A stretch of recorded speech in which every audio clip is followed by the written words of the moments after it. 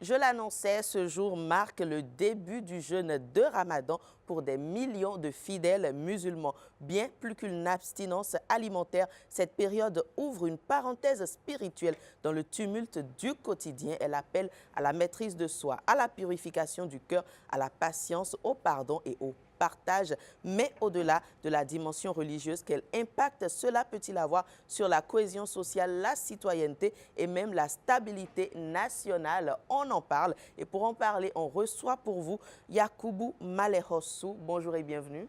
Bonjour madame. Alors vous êtes homme politique, responsable associatif, mais aussi et surtout fidèle musulman. Déjà, on vous souhaite un bon début de jeûne par ici. J'espère que cela a bien commencé de votre côté. Merci beaucoup. Ça a très bien commencé. Alors, nous entrons dans le Ramadan, je le disais. Que représente déjà concrètement cette période pour le fidèle musulman? Oui, auzubillahi minash shaitani rajim, bismillahir rahmanir rahim. Alhamdulillahi rabbil alamin, Allahumma salli ala Muhammad. Assalamu alaikum wa rahmatullahi ta'ala wa barakatuh. C'est une manière de saluer tout le monde. Nous répondons Amin. Ah, merci. Voilà. Non, le jeûne de Ramadan fait partie des 5 piliers de l'islam. Le premier pilier, c'est la foi en Dieu, Allah subhanahu wa ta'ala. Deuxième pilier, c'est la prière quotidienne. Troisième pilier, c'est la zakat. Quatrième pilier, c'est le jeûne du Ramadan. C'est ça que nous avons démarré aujourd'hui. Absolument. Donc, c'est une obligation pour tous les musulmans, sauf les malades. Un musulman qui mange dans la journée, vraiment, cela veut dire qu'il n'est pas musulman. Et pourquoi c'est une obligation. Même ceux qui sont en voyage, avant c'était des chameaux ou bien des chevaux, maintenant c'est des voitures. Donc c'est une obligation de jeûner. Okay. Donc ça fait partie des 5 piliers de l'islam, comme je viens de le dire. Donc c'est une recommandation. Et qu'est-ce qu'on peut en tirer concrètement au-delà de l'abstinence de boire et de manger? Qu'est-ce que cela représente peut-être spirituellement? Oui, et pour nous, jeûner, c'est la purification du corps. Ensuite, ça permet d'enlever nos péchés. Parce que tous les jours, nous péchons. Donc, pendant les carêmes, Dieu envoie les anges pour leur demander de nous surveiller. Il ne faut pas que nous arrivions à commettre des péchés. On peut dire que les péchés que nous avons l'habitude de commettre, on met ça sur le coup du diable. Mais pendant les carêmes, le diable est attaché. Il n'a pas le pouvoir de vous induire en erreur. Et c'est pourquoi on nous dit, bon, si tu fais quelque chose de mauvais pendant les carêmes, c'est toi-même qui as voulu. Donc, en dehors de purification du corps, c'est que nos organes, c'est une manière de les faire reposer. Chaque fois, nous mangeons nuit et jour, et il y a l'intestin, pancréas, tout ça là qui travaille. Donc, sur le plan physique, ça fait une bonne chose pour notre organisme. Donc, cela veut dire que le musulman qui refuse de jeûner, cela veut dire que il a commis une faute grave. Grave, très, très grave. Excusez-moi, les femmes qui ne sont pas chez nous, bon, qui ne sont pas propres, ces femmes-là peuvent... En menstruation, hein, pour autant dire. C'est ça. La femme-là ne peut pas jeûner. Mais après avoir terminé 7 ans de règles, elle va jeûner. Bon, les malades, ceux qui sont dans les hôpitaux, qui ne peuvent pas jeûner, il est recommandé de donner à manger à un jeûneur qui n'a pas de moyens. Donc, en dehors de tout ça là, c'est une obligation de partager. D'accord. Et justement, nous en venons aux valeurs. Quelles sont les valeurs centrales que cette période cherche à renforcer chez le musulman? Il y a le partage certainement au cœur. Oui, il faut partager. Mais il a aussi quelque chose que nous devons comprendre. Un jeûneur qui est en querelle avec son ami et vous n'avez pas l'habitude de dire bonjour, c'est le moment de tout faire pour se pardonner. Donc, c'est une grande valeur.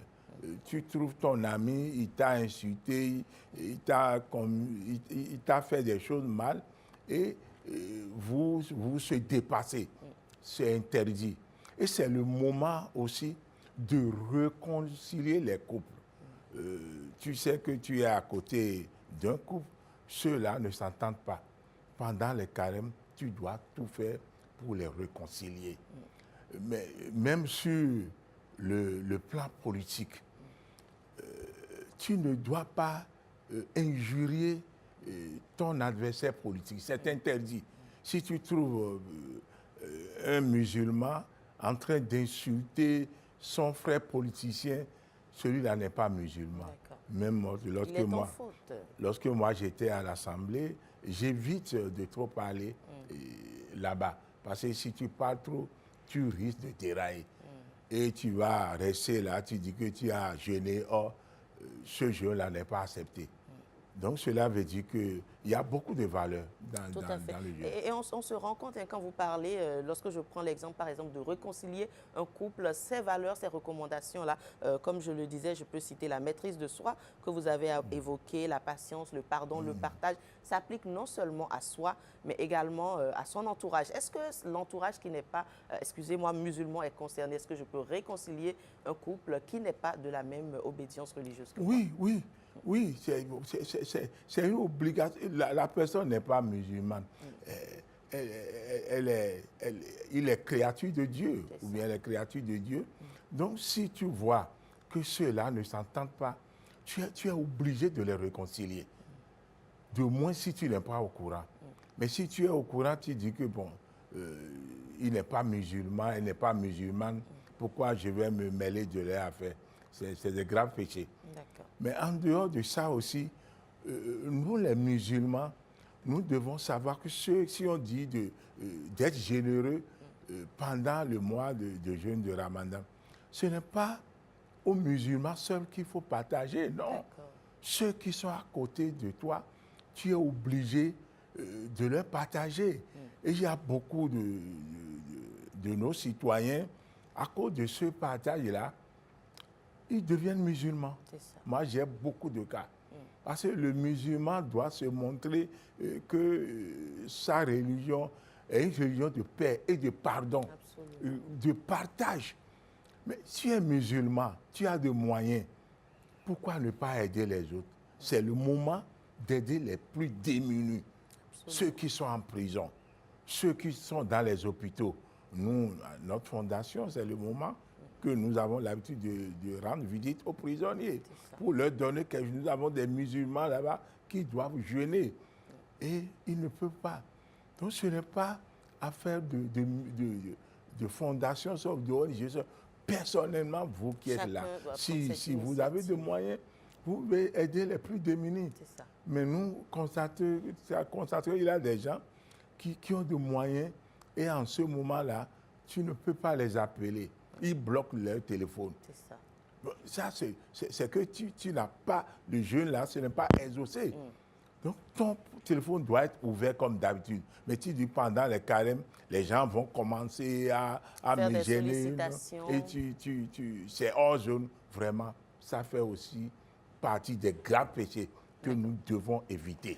Et lorsque justement toute une communauté, parce qu'il y a quand même un certain nombre de fidèles musulmans, est dans cet esprit-là, cet esprit de retenue, cet esprit de générosité, qu'est-ce que cela peut produire socialement? En quoi ça peut impacter, je dirais, notre environnement immédiat? Ah oui, c'est ça. C'est que en ce moment-là, c'est que nous, on appelle zakat. Zakat, c'est quelque chose que tu vas prélever de ce que tu as gagné. Ce n'est pas le bénéfice de ton commerce. Si tu as 1 million de francs de commerce, en ce moment-là, tu es obligé d'enlever 2,5%, qui fait à peine 25 000. Donc, ceux qui sont à côté de toi, qui cherchent 10 000, 5 000, 20 000 pour faire du petit commerce. C'est en ce moment-là qu'il faut les aider. Et sur le plan social, je crois que ça va régler beaucoup de problèmes. Donc, le zakat, là, c'est une obligation pour les musulmans. Si tu es en train de jeûner et tu n'arrives pas à enlever de zakat, cela veut dire que votre jeûne, là, c'est 0 plus 0 égale 0 noyé complètement. Absolument. Il faut partager ce que Dieu vous a confié. La richesse, c'est Dieu qui nous confie. Ce n'est pas la force qui est. Il y a beaucoup qui font des choses en cachette. Moi, pendant les carèmes, il y a, par exemple, le président de la République, le président Patrice Talon. Il envoie des vivres aux imams. Mais il nous dit de ne pas publier son nom. Je dis maintenant parce qu'il est en train de partir. C'est pourquoi j'ai profité. Donc, il y a le remerciement de toute la communauté musulmane du Bénin. Parce qu'il a trop fait pour la communauté. Et les fidèles, je dis encore les fidèles, qui n'aiment pas prier pendant le jeûne de Ramadan, leur jeûne n'est pas accepté. Si tu es en train de jeûner, tu dois prier à l'heure. 5h30 du matin, 13h30, 16h ou bien 15h30, 19h, 20h. Et Tarawi, la prière qu'on appelle Acham, c'est une obligation à tous les musulmans de faire ça. Ça fait à peine 10 rakas, à peine 1 heure de temps. Mais nous constatons qu'il y a des musulmans qui n'aiment pas aller dans les mosquées, rester chez eux 2 à 3 pour prier. Ça n'a pas de bénéfice auprès du Créateur. Absolument. Donc, je tiens quand même à leur expliquer ça. À le préciser, on l'aura compris. Et on parlait justement de ce renforcement-là du tissu social, du bien-être, du vivre ensemble. Mais et en ce qui concerne, je dirais, le sens de la citoyenneté, parce que nous sommes dans une nation quand même au quotidien, lorsqu'on arrive à se maîtriser, quand on est d'une façon ou d'une autre dans une position politique, et est-ce que cela favorise une cohésion nationale? Ah oui, c'est le moment pour les politiciens de se réconcilier. Parce que le Bénin est indivisible. Maintenant, à cause de la politique, on ne s'entend pas. Ceux-là ont intérêt à s'entendre, même s'ils ne sont pas des musulmans. Les chrétiens aussi sont en train de jeûner. Et si on dit jeûne, c'est demander pardon auprès du Créateur. C'est la purification. Donc ceux qui ne s'entendent pas, vraiment, nous leur demandons de voir à cause de Dieu pour se réconcilier. Sinon, vraiment, ça ne va pas. Et qu'est-ce que les leaders religieux, j'ai envie de dire, ou communautaires font dans ce sens pour un temps soit peu? Est-ce que vous sensibilisez les fidèles? Est-ce qu'il y a des séances qui sont organisées en cette période pour promouvoir tout cela? Oui, ça, c'est le devoir des imams. D'accord. Moi, je suis médiateur de la communauté musulmane du Bénin. D'accord. Depuis une semaine, j'ai reçu beaucoup de plaintes. Et je suis en train de les réconcilier. D'accord. Nous, on était à Kandi la semaine passée. Bien sûr. Pour réconcilier les musulmans, leur donner conseil comment il faut vivre pendant le jeûne de Ramadan et comment cohabiter avec ceux qui ne sont pas des musulmans. Notre pays est laïque et c'est une obligation de tout faire pour démontrer que notre communauté, la communauté musulmane, c'est une bonne religion, c'est une religion de tolérance et de paix. Ce n'est pas par la bouche qu'il faut démontrer. En action, nous devons démontrer cela. Nous avons des députés musulmans, non musulmans. Il faut qu'ils restent ensemble.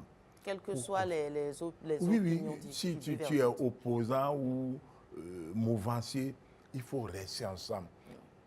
Mais il n'y a pas que les députés ou il n'y a pas que les personnes qui sont politiquement engagées. Il y a également les simples citoyens qui, d'une façon ou d'une autre, ont une telle ou une autre coloration. Ah oui, ça c'est vrai. Tout le monde est concerné? Oui, ça, ce n'est pas seulement les députés. C'est une manière de parler, même en famille. En famille, il faut tout faire. Il y a des familles, il y a des opposants dedans, mouvanciers dedans. Bien sûr. Il faut qu'on se réconcilie. Ce moment de carême, Oui. c'est la priorité C'est au la priorité, partage oui. et au bien-être, à la cohésion, Et à la réconciliation. réconciliation. C'est une obligation. Parce que si on est en train de jeûner et tu as encore de rancune dans ton cœur, cela ne sert à rien de jeûner.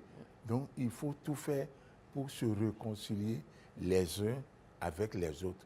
Et c'est ça que on nous a recommandé. Et à la fin de ces, je pense que c'était 30 jours de jeûne, c'est bien ça? 30 ou 29.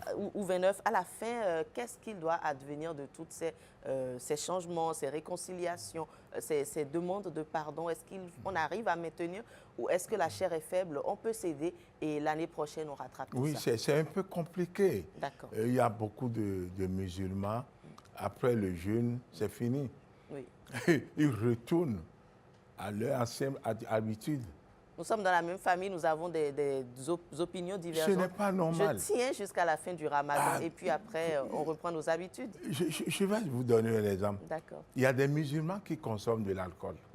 C'est interdit. D'accord. Et si tu vas à des lieux vraiment, là où il y a beaucoup de musulmans, en ce moment-là, ceux qui ont des buvettes pleurent. Ils ne vendent pas parce qu'il y a des musulmans qui viennent boire. Oui. Mais après avoir terminé le jeûne, pourquoi recommencer à boire? Pendant les carêmes, tu as cessé de boire. Tu as cessé de commettre des addicteurs. Mais après carême, on retourne à faire les mêmes choses. Ce n'est pas bon. Les imams sont appelés à leur donner conseil. Ce que tu es en train de fuir, ce n'est pas après carême maintenant que tu vas dire que j'attends, la chose viendra me prendre. Non, ce n'est pas bon. Donc ce n'est pas normal. Ça c'est dans toutes les religions. Hein. Ce n'est pas les musulmans. Et pendant les carèmes, on finit, c'est fini. Même la prière. Il y en a qui prient, mais si on finit le jeûne de Ramadan, c'est fini. On ne prie plus. Absolument. Il y en a beaucoup. Il faut que cela cesse. Il faut que cela cesse. Il faut que cela cesse parce que nous avons des enfants qui vont prendre notre relève demain. Donc, dans toutes les familles, il y a des enfants qui nous suivent. Ce que tu es en train de faire, c'est comme ça. Moi, mes enfants ne connaissent pas ce qu'on appelle l'alcool. Ils n'ont jamais donné à quelqu'un. Par contre, il y a leurs amis qui font la même. Ils disent non, moi, mon papa ne m'a pas appris comme ça. Donc, c'est tout le monde. Si Dieu a interdit quelque chose, c'est pour toute la communauté. Ce n'est pas seulement des gens choisis, alpha ou imam, non. Ceux-là. Et il faut écouter les prêches.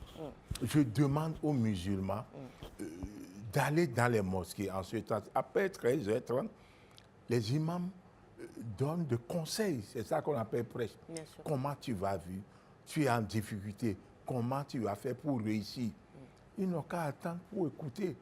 Au lieu de dire, bon, j'ai fui, on dit Salatu Nabi Karim, on va seulement chez toi. Comment tu peux écouter les paroles de Dieu? Tu ne peux pas. Mais il faut rester dans les mosquées pour écouter les conseils des imams. Alors, quand on applique bien tout cela, quand on est vraiment en règle et pas en porte-à-faux en cette période, quels sont les bénéfices qu'on peut en tirer? Les bénéfices, moi, je ne peux pas dire que avec ça, tu deviendras riche, c'est faux. D'accord. Non, du tout, du tout. L'argent, c'est Dieu qui donne. La richesse, c'est Dieu qui donne. Et il donne à qui il veut. Tu peux pratiquer les saintes prières ou bien tu ne peux pas pratiquer, tu ne bois pas ou bien tu bois. Non, si Dieu t'a donné, il t'a donné. Mais après, tu vas rendre compte. Absolument. Ça, c'est vrai. Donc, cela veut dire que il y a beaucoup de changements quand même. En dehors de ces choses-là, tu as un problème sérieux. Et en ce moment-là, il faut mettre ce problème-là dans la main de Dieu. Wallahi, avec les 29 ou bien 30 jours-là, au lendemain, il doit y avoir changement. En tout cas, nous, on a fait et on a gagné. On le souhaite à tous ces fidèles musulmans qui nous suivent, de peu importe d'où vous nous suivez, appliquez, adonnez-vous bien à l'exercice et puis je suis sûr qu'on en tirera profit. Chacun n'a qu'à confier son problème ou ce qui le préoccupe à Dieu en cette période. On ne va pas vous laisser partir sans un message peut-être à l'endroit de toute cette communauté-là qui vous suit ce matin. Oui, nous sommes en train de partir vers une élection, l'élection présidentielle. Je demande à tous les imams de prier à ce que les élections se passent dans les meilleures conditions. Nous ne voulons pas de violence dans notre pays. On a prié pour les élections législatives et communales. Il faut que cela continue. Je dis ça en tant que président de la Fondation Malheureux, c'est notre devoir. Donc, les élections vont se passer dans la paix et dans la quiétude. Et que tout le monde, nous allons réussir dans le pays. Et nous répondons Amin, c'est Amin. bien cela. Merci beaucoup d'être passé sur ce plateau, honorable Yakubu Malherossou. Je rappelle que vous êtes homme politique, responsable associatif, et surtout fidèle musulman. Et on l'a appris, médiateur également. Médiateur de l'Union islamique de l'Union islamique du Bénin. Il était question du carême musulman et de la mobilisation citoyenne qu'elle apporte à la stabilité nationale.